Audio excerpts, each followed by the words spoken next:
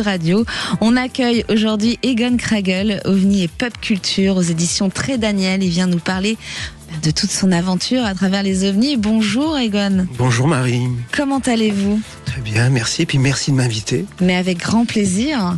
Alors, vous publiez le livre OVNI et Pop Culture. Qu'est-ce qui vous a donné envie d'explorer le lien entre les ovnis et la culture populaire ? Marie, vous savez, quand je suis tombé dans ce chaudron, dans ce dossier fascinant, passionnant, étrange, des ovnis, j'étais enfant. Et je le dois à mon papa. Mon papa, le colonel, organisait des dîners le dimanche, quelquefois avec des amis pilotes. Et puis c'était très ennuyeux pour l'enfant que j'étais, parce que ça parlait de la guerre, l'armement, l'Indochine, l'Algérie. J'imagine. Mais quelquefois, j'ai coutume de dire, peut-être lorsque le vin était propice aux confidences, ces amis pilotes racontaient des expériences absolument insensées. Aux commandes de leurs avions, ils avaient été confrontés à des objets absolument non identifiables dans leur couloir de vol. Et puis, c'est mon papa qui m'a amené, le colonel très pragmatique, qui m'a amené à me pencher sur ce dossier.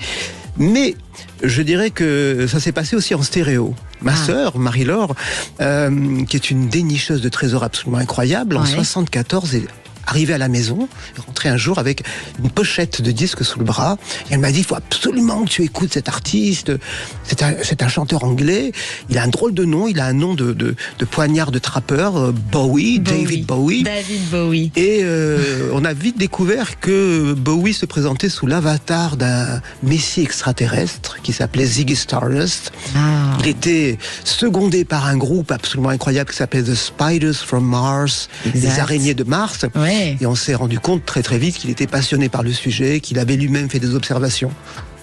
Donc, toute ma vie, j'ai été piloté d'un côté par les révélations de mon papa et de ses pilotes militaires et civils, et d'un autre côté par l'art et par David Bowie. Et oui, et donc on peut imaginer que ce phénomène, il continue d'inspirer le cinéma, les séries littérature, tout ça, d'accord. Moi je dois vous dire quand même que dans les années 90, je dirais avec mon papa, j'ai vu un objet comme ça, mais on ne pouvait pas dire ce que c'était immense, très lumineux, et il a à la fois été vu en Belgique, on n'était pas fous quoi, et cet objet on l'a vu passer, on ne pouvait pas le définir, c'était immense et très lumineux. Et c'était en quelle année ? Je dirais dans les années 90, 91. Alors en 90, on a eu des observations absolument incroyables en France, notamment le 5 novembre 90, et puis dans un pays limitrophe, dans un pays voisin qui est la Belgique a été survolée massivement entre 89 et 91 par des plateformes gigantesques, grandes comme des stades de football. Et c'est la première fois d'ailleurs que l'armée, la FAB, la force aérienne belge, a demandé l'aide d'ufologues pour enquêter sur ce sujet. Ah, quand même. Enfin. Et le sujet a été classé par l'armée belge comme... Enfin, ces objets ont été classés comme objets volants non identifiés. D'accord. Et pourquoi officiellement. Pourquoi on n'en parle pas plus que ça aujourd'hui de ces objets ? Enfin, ça commence, la parole se libère, mais depuis 2017, surtout ça s'est ouvert. Aux États-Unis, depuis la publication d'un article dans le New York Times, on a vécu un moment cardinal en ce qui concerne ce qu'on appelle l'ufologie, cette métascience. Ufologue ? C'est ce qu'on dit, j'accepte, puisque de toute façon je m'intéresse vraiment, je suis passionné par ces grands mystères du ciel. Mais c'est vrai que depuis 2017, le sujet est rentré dans le débat public. Aujourd'hui, nous avons par exemple, le Pentagone reconnaît la réalité du phénomène en s'interrogeant sur la nature intrinsèque de ces objets. On a la NASA, surtout l'agence spatiale, qui reconnaît en 2023, la NASA a rendu son premier rapport sur les ovnis. Il faut savoir, ils avaient dépêché un parterre de 16 scientifiques. Et vous savez, est-ce que vous savez la conclusion de la NASA ? On ne sait pas grand-chose. Il faut vraiment se pencher scientifiquement sur ce sujet qui est très important. Et la NASA a déploré que le sujet soit traité de conspirationniste et de sensationnaliste. Ah oui, quand même. C'est la NASA qui parle. Oui, c'est incroyable. Et je précise d'ailleurs que dans votre livre, la préface est faite par Jean-Claude Bourré. On le connaît tous, Jean-Claude Bourré quand même. Qui est un amour, qui est un homme magnifique et qui m'a fait le plus beau cadeau du monde. Il m'a fait cadeau de son amitié. C'est un homme extraordinaire. Et pensez-vous que certaines œuvres de fiction se sont inspirées de véritables témoignages ou d'observations inexpliquées? On en a beaucoup. J'ai ouvert pour la première fois ma discothèque, par exemple. Ma discothèque, c'est-à-dire que depuis des années, j'entasse compulsivement et je recueille des tas de chansons, il y a des tas de disques depuis les années 47, des tas de chansons ont été consacrées aux ovnis, aux extraterrestres. On ne sait pas par exemple que Ella Fitzgerald a chanté une chanson qui s'appelait Two Little Men in a Flying Saucer, deux petits hommes dans une soucoupe volante. On a Judy Garland qui a chanté. Vous en parlez dans votre livre. J'en parle, je raconte tout ça. Et c'est impressionnant. Jimi Hendrix a fait une observation, il l'a chanté. John Lennon, Beatles. Ne dites pas tout, on va laisser Beatles. Découvrir. Beaucoup de gens. Nina Hagen, qui a été une amie, j'ai traîné avec Nina m'a raconté. Et Nina a fait une observation, elle était enceinte de 4 mois, elle l'a chanté, il y a 5 chansons. David Bowie. J'ai eu la chance de rencontrer à plusieurs reprises Bowie, qui était un homme fascinant, et qui m'a raconté ces histoires d'ovnis, et c'était absolument incroyable. Donc il n'est pas fou, parce qu'on est souvent pris pour des fous quand on parle des ovnis, un peu moins maintenant, depuis 2017, comme vous dites, ça c'est la parole s'est libérée, mais c'est dur de dire, j'ai vu un objet, je ne sais pas dire ce que c'était. Non mais tu as halluciné, tu n'avais pas bu, tu n'avais pas... Enfin, souvent c'est la réponse qu'on nous fait. Mais les artistes, il faut être fêlé un peu pour être artiste, pour laisser passer la lumière. Et puis j'ai aussi une formation littéraire, j'ai une formation philosophique, et je suis très Nietzschéen, j'adore Nietzsche, je lis et relis Nietzsche. Ouais. Et est-ce que vous savez, Marie, que pour Nietzsche, l'art avait plus de valeur que la vérité.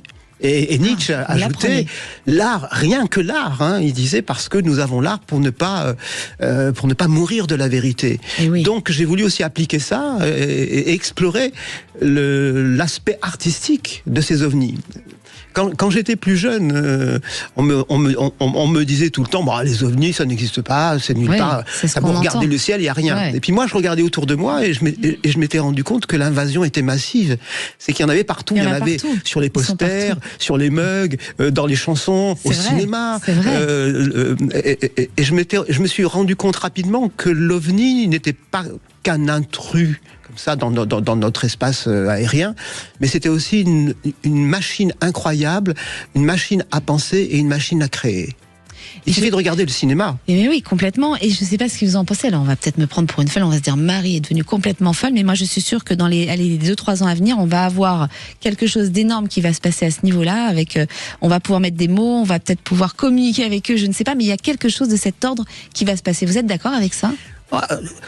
Comme je vous le disais, Marie, depuis 2017, 2017 c'est vraiment un moment cardinal en ce qui concerne l'ufologie. Et c'est vrai qu'il y a une sorte de divulgation, puisqu'on a maintenant des experts militaires qui parlent. On assume. Regardez Scott Bray, qui est responsable du renseignement de la Navy, de la marine, dont un personnage important, a déclaré que la marine américaine possédait 400 dossiers sur ces ovnis, inexpliqués, et il a conclu en disant, et ce qui est très étrange, c'est que depuis l'année 2000, les observations redoublent. Bien sûr. Et donc vous pensez que ces révélations récentes, aujourd'hui, on est plus proche de comprendre ces phénomènes qu'il y a des décennies, vu qu'on a des preuves, on a de ces images qui sortent. Et vous pensez qu'on est proche de ça ? Écoutez, en tout cas, si vous voulez, le mot d'ordre des hautes instances et des politiques et des militaires aujourd'hui, surtout aux États-Unis, a beaucoup changé. La dernière enquête officielle qui avait été menée sur les ovnis, c'était le projet Blue Book, qui a été 69. La conclusion du projet Blue Book était très drastique. C'était il n'y a rien à voir, les ovnis n'existent pas, circulez, dormez sur vos deux oreilles. Et puis surtout, c'était un peu dissuasif, c'était surtout ne vous intéressez pas au sujet. 2017, donc branle-bas de combat, c'est un pavé dans la mare, l'article du New York Times, parce qu'on me dit non. En fait, le Pentagone enquête secrètement sur les ovnis, au 5e étage de l'annexe C du Pentagone, un projet qui a coûté 22 millions. Donc, on se rend compte à ce moment-là que le sujet est dans le débat politique officiel. Ouais. Et je peux vous dire que cet article du New York Times a créé des remous incroyables dans les couloirs du pouvoir à Washington. Et oui, bien sûr, mais... Aujourd'hui, si vous voulez, croire ou non aux ovnis ne change rien à la réalité du phénomène. Oui. Qu'est-ce que nous dit le Pentagone? Le Pentagone nous dit on a étudié 144 cas, on ne peut pas en expliquer un seul, ce sont des objets physiques, physical objects. Et surtout, le problème, c'est qu'ils sèment un peu la discorde lors d'exercices clandestins de l'armée. Et alors, on en est là aujourd'hui. Est-ce que vous pensez que la pop culture a contribué à banaliser le phénomène ovni ou au contraire à la rendre moins crédible aux yeux du public? Oh non, énormément. Ouais.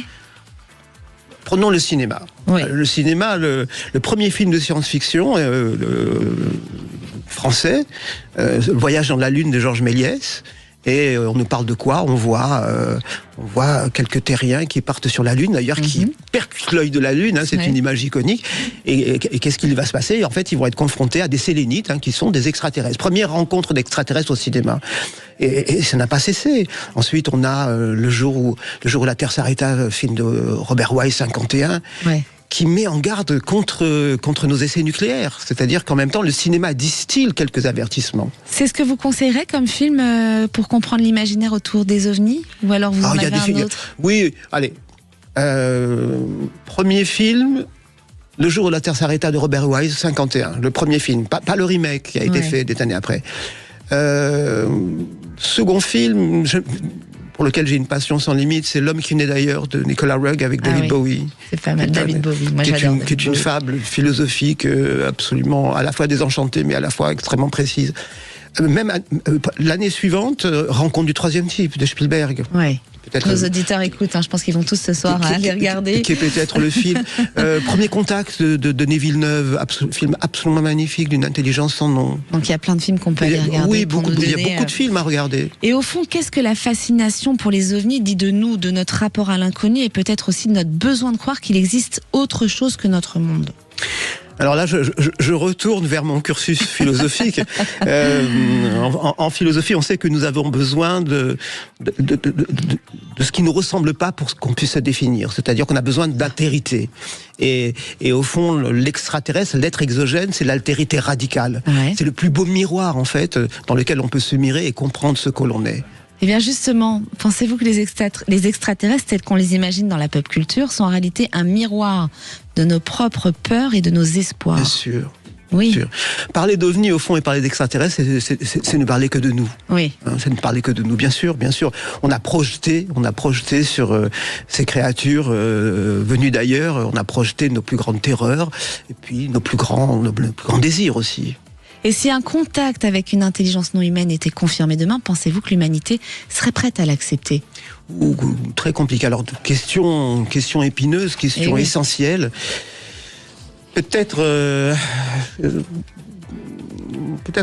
contact serait à craindre parce que j'ai peur qu'une partie de l'architecture de nos sociétés soit un peu mise à mal. Mais en tout cas, moi, je le souhaite de tout cœur. Que ça arrive. Et alors... Malheureusement, on va bientôt finir cette interview qui est passionnante, mais si enfin, qu'aimeriez-vous que le lecteur retienne après la lecture de OVNI et Pop Culture? Justement, que ces ovnis ne sont pas que des calembredaines, des bizarreries, qu'ils sont, comme je disais, une belle machine à penser, et une machine à créer. Parce qu'au fond, les plus belles aventures relèvent de la création. Tout est création autour de nous. Et c'est un réenchantement de notre monde. Il permet de ce réenchantement-là. Et il faut surtout garder notre capacité d'étonnement intacte. Merci Egon Kragel. Merci Marie, à vous. Merci à vous. Dans la bibliothèque de Marie. Si vous voulez retrouver le livre Egon Kragel, OVNI et Pop Culture aux éditions Guy Trédaniel, n'hésitez pas, c'est un livre passionnant.